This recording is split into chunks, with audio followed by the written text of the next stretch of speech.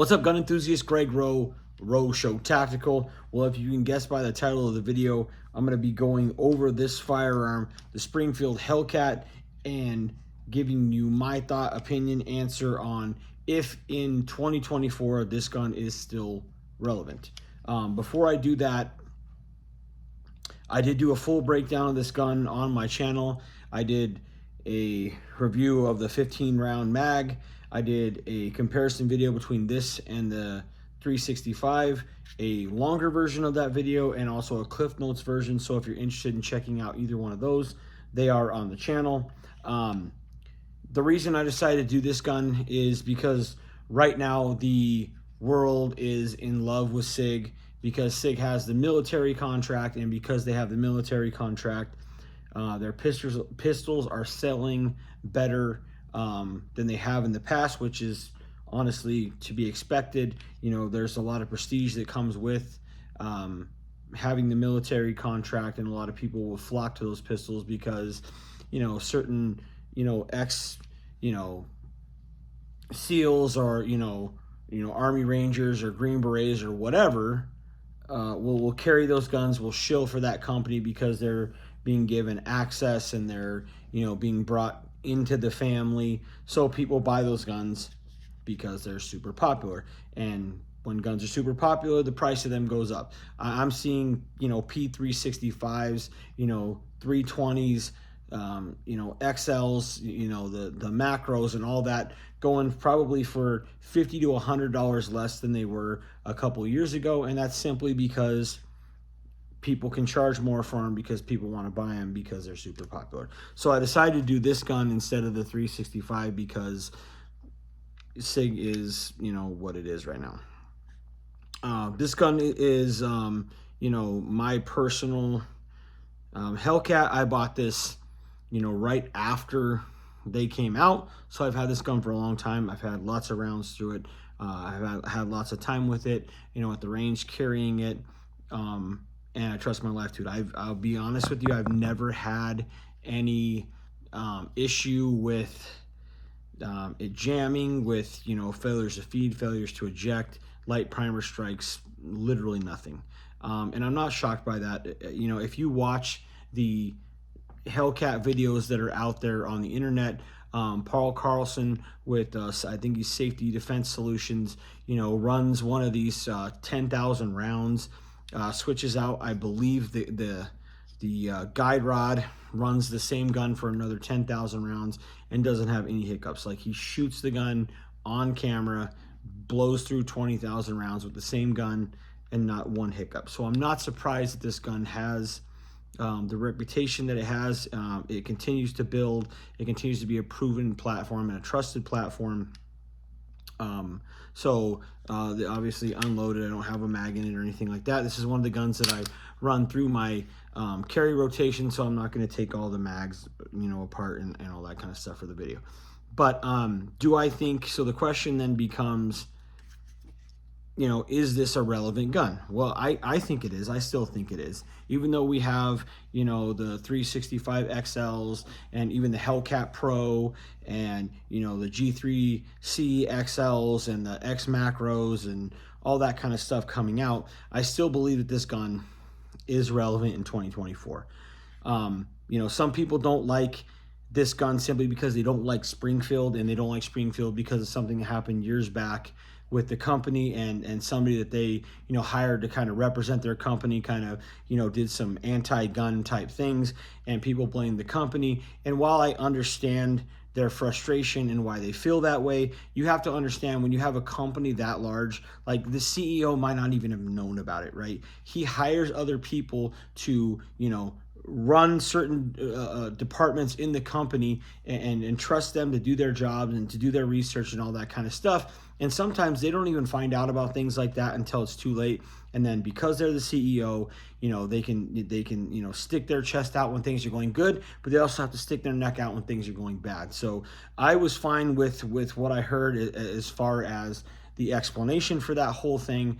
I understand that things happen. Springfield's done a lot of stuff for the Second Amendment. They continue to do So, and there hasn't been anything like that since. So to me, a one-off like that just says, hey, somebody in the company fucked up. You know, we rectified it and it's all good. So stick with us type thing. I don't have any of that problem. I really like Springfield Armory. I am a big fan. I would probably say of all gun manufacturers out there, I'm probably the biggest fan of Springfield. I love this platform. I love the XDM platform. You've seen, you know, the XDM Elite on the channel here recently.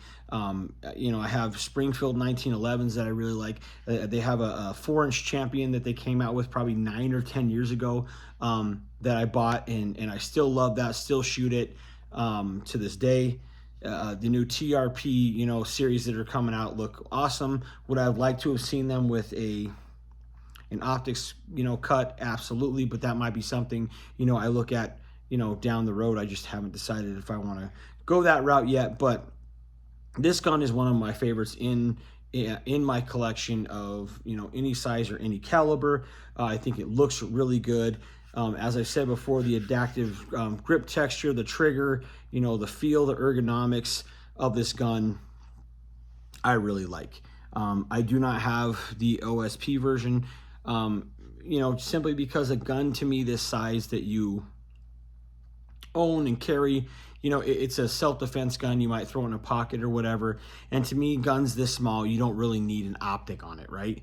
It just doesn't make a whole lot of sense, because typically if you have a gun like this and you have to get it out for whatever reason, sometimes you may be only able to get it out to here before you have to actually, you know, use the firearm. So you're not going to have chance, you know, to get it here, you know, press out, get the, you know, the optic on target. And it doesn't make a lot of sense to me for guns this size. I did put one on my Glock 43 for the video. Tried carrying it that way for a couple weeks and just didn't like it, so I took it off. Why I think this gun is still relevant to this day, and why I actually like this gun and prefer this gun over the Hellcat Pro, as I've said many times on this channel, is I like options. I like the ability to have options when I have a firearm. Something like this, I can run, you know, the flush base plate on this 11+1, and you know, it's smaller than my hand. I can put it in my pocket. It's very easy to conceal. If I want to get a little bit better purchase and you know, a few more rounds, I can run the 13 rounder, and if I want to go high capacity, I can put the 15 rounder in it and give me, you know, Hellcat Pro Glock 19 capacity. You know, you're sacrificing, you know, maybe ½ inch, 0.6 on the barrel to give you all the options to be able to go deep concealment, to go, you know, with a 13 rounder and max conceal or max capacity with a 15 rounder. So to me, that's why I like this gun more than the Hellcat Pro, and that's why I think this gun is still relevant today, because you can do so many different things with it. If you're a female that has smaller hands, the 11 rounder may work perfectly for you. If you have a smaller body and you're carrying it, you know, maybe appendix, and you know, you don't have a big husky body, you know, that 11 rounder may be just perfect for you, and that may be what is best for you to conceal. You know, if you're, you know, a man with, you know, medium to large size hands, that 13 rounder is probably going to be perfect for you. If you're one of those people that, you know, capacity is always king, and you don't care about sacrificing concealability and looks and all that kind of thing, and you want to run a 15 round mag on this, you can. So to me, that's why this gun is still relevant in 2024, because it's a great gun. It's a proven platform. It's, you know, pretty easy to shoot for most people.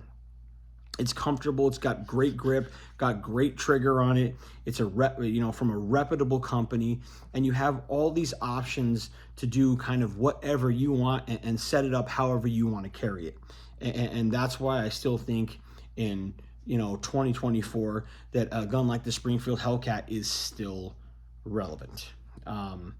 You know, again, one of my favorite guns that I've ever owned is this gun. I've said nothing but great things about it, and you know, all the videos that I've, you know, made about it, and you know, still years later, I don't feel any differently about it. If anything, it's kind of grown on me more.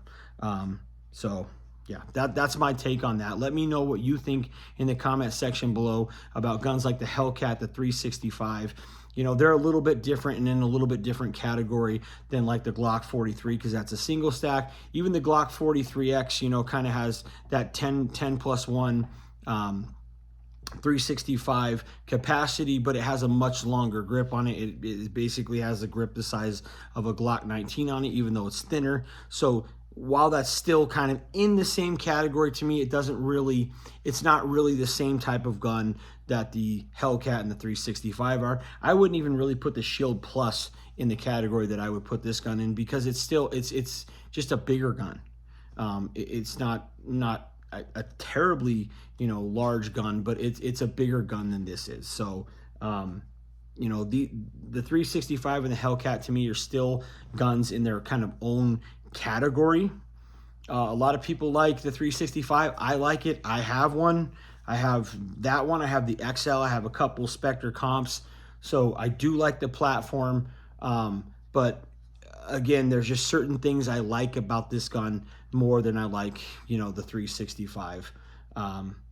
So, you know, it is what it is. Hellcat 2024, still relevant. If you were a first-time gun owner looking to buy a gun, this would be one of the, you know, top 3 or 4 guns, top 5 guns, whatever you want to say, that I would recommend that you check out, that I would suggest to you. As always, I'm not telling you what to do with your money. I'm not telling you which gun's going to work best for you, that you're going to feel the way that I feel about it. As always, go to a gun shop.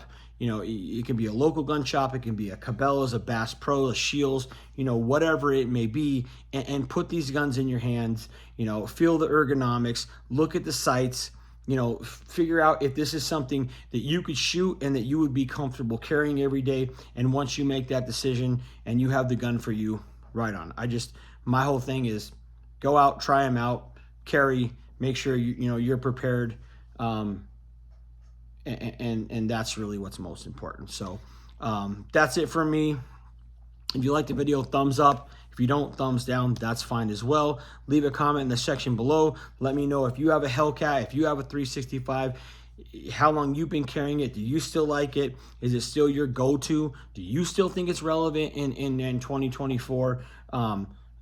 Share the video if you want to. And until the next one, I'm out of here.